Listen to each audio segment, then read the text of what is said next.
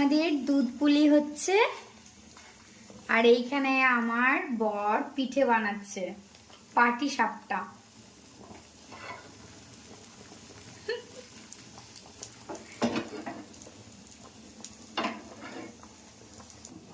এই যে প্লেটের মধ্যে আমাকে একটা দিয়েছে, আমি নিয়ে খেতে বসে গেছি।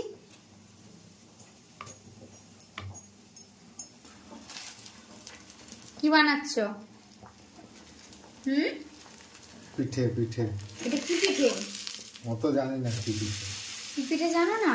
না।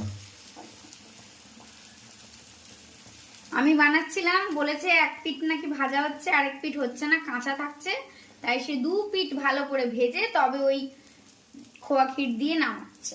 এই হচ্ছে তার পাটিসাপটা। আর এইখানে আমার দুধ পুলি হচ্ছে, টকবক টকবক করে ফুটছে। নামানোর সময় খেজুর গুড় দিয়ে গ্যাস অফ করে দেবো, ব্যাস।